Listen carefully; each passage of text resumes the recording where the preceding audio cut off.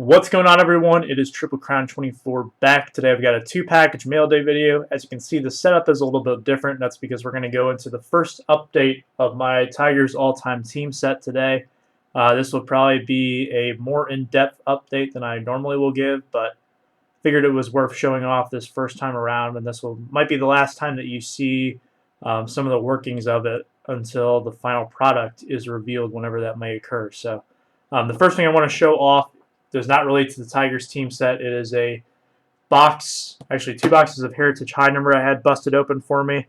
I really do like this product a lot. Now, I didn't do too well with the boxes in terms of the hits. I got 2 relic cards, but I did get 2 stacks of base that are about this big, including, I think, every Tiger in the set, minus 1 or 2 players. So really happy with that. Those will be for spring training TTMs and then my spring training autograph trip when I go to graph the Cactus League in March 2019, so very excited for that.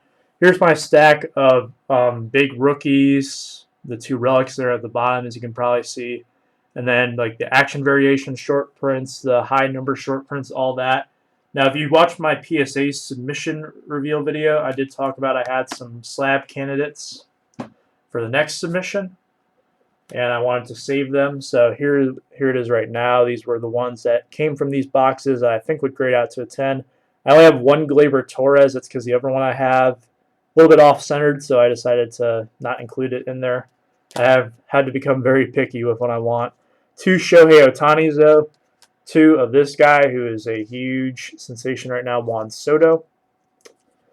And Ronald Acuna Jr., 2 of his as well. As well as this bonus Acuna. This is his first home run card, so it was the now and then.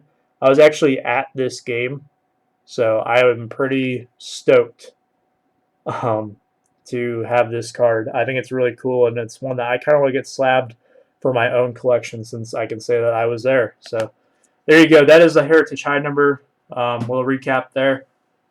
Anyways, getting into the Tigers team set. So here's what the binder looks like. And here's what one of the sets looks like. So I picked up this 2015 top set. Some of these sets that I have literally no cards for, including 2015 heading into this thing. I don't know why I don't have any 2015 tops. I just don't. I decided to just kind of browse eBay to see if anyone had put together a team set. And people have different definitions than I do. For me, if it's like a combos card with players from a different team, or if it is like a league leaders card, as long as it has 1 Tiger on it, I am including it in the set. And I apologize for the camera being shaky. I'm holding this with my hands. My hands are not very steady, so we'll just have to roll with it as it is. But my apologies if it's a little disorienting. So here are some of the 2015s, where you can see the Cabrera at the top. A lot of you probably familiar with these cards. Nothing too fancy here. Get into some of the update series. So this is kind of how the presentation will look of these cards. You can see there is one missing up here. The seller did not include it in his listing, but I figured I was okay with it for the price I got this at. It's a rookie combos card of Adonis Garcia of the Braves and Jeffrey Marte, who is pictured with the Tigers, and he probably had like a cup of coffee with the Tigers. So he's not necessarily the most notorious Tigers player out there, but he is one that will be included in the final product of the set. So that's kind of how it looks right there.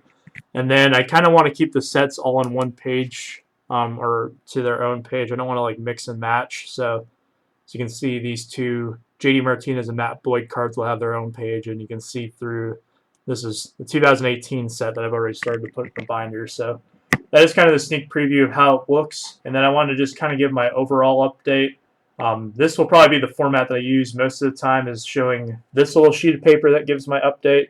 I probably will not show this binder going forward as well. So I have 261 out of 2009 right now. So when I first did the checklist, which took a lot of time to do, believe it or not, going through all those, 67 sets that you got to go through and pick out all the Tigers cards, and I was able to build my own. It was 1,999, not 2,000, but 1,999 cards in the set. I've added 10 since then that I didn't pick up on the first time around, going through the checklist. I imagine that will happen again, and obviously once 2019 releases, I'll have to add even more cards to the set, but As you can see here, I'm just under 13% of the way there with the cards I have, and you can see the breakdown by decades. I have these few binder pages full of Tigers cards that I have not yet sorted. So they are not counted in this overall thing. I count them once they're like put in with their set and they're put in the binder where they will stay. So that's what that 261 represents. So the other ones that I have are not even accounted for really on my spreadsheet, but I might start marking them as like incoming. But once they are highlighted in green on that spreadsheet, which I'll link in the description down below, that will show my progress if you're ever curious what I need. Those are the ones that are in the binder ready to go. They are locked in per se. So here's one thing I did want to highlight as well. These are what I call the challenge cards. So these ones might be the harder ones to find, excuse me. The 1951 Johnny Groff I talked about in my last video that I kind of introduced this project with. This is a blue back, and the blue backs are notoriously harder to find than the red backs. Fortunately for me, the Johnny Groff one, from what I've researched, some of the graded ones only go for about $15 to $20 if I remember correctly. So if I can find one for that cheap, I'd be pretty happy. There are some Hall of Famers in the early sets, such as George Kell in the 52 and Hal Newhouser in the 53. Those ones appear to be a little bit more expensive as well, but they're nothing that's like too insane. And really all I need is one that is in like presentable condition. So even if it is a pour, as long as it doesn't have like major creases on it or it's missing, like it looks like someone took a bite out of the card, then I'm okay with using it for my set. And really it's just, as long as it passes the eye test, just browsing through it, I think that it's, good enough to be put in the set. And the 54 Al Kaline rookie is probably going to be the toughest one to find. I know a lot of them I've seen are graded. I haven't really found any raw ones that are not like terribly off-centered. So that might be a challenge to find a 54 Kaline, but hey, I've got all the time in the world to do it. These are some of the ones that are a little bit, not as hard to find, but they might be a little bit more challenging. There's some 52s that are short prints that it's just some random players, and the 52 set is actually pretty big. So might be a hard time finding some of those high number cards. Any Al Kaline card, just because he is a Hall of Famer and he probably has the best value among all Tigers players in the hobby next to Miguel Cabrera in terms of just like autographs and their cards selling really well. Probably will be hard to find, but I find that a lot of his raw cards are actually not all that expensive, so that is good. Now, if they were autographed, then that would be a different story, but luckily for me, I don't need them to be. The 78 rookies, I do have the Jack Morris one already in my collection, but the Trammell and the Whitaker might be harder to find. Yeah, that's just that.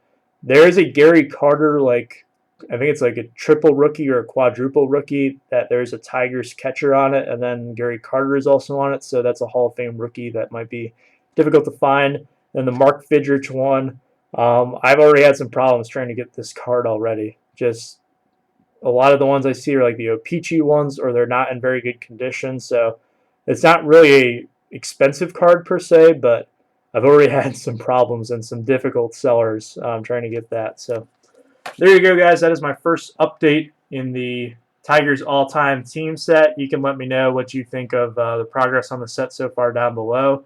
In terms of trades, if you are looking to trade base with me and you have stuff I need for my set, I am down. You'll just need to shoot me an email to iamdetroitsportscards@gmail.com, which will be in the description down below, and we can talk about what we would need to do to work out a deal. So appreciate everyone checking this out. I do have a COM-C order coming in within the next few weeks that will have some of my set needs, including my first 1952. So pretty excited about that. But in the meantime, enjoy the hobby. Hopefully everyone's collections are coming along nicely. Hopefully Christmas holiday season coming around, so people will get some nice new additions to their collection. But thank you guys so much for watching. I'll see you next time. Have a good one.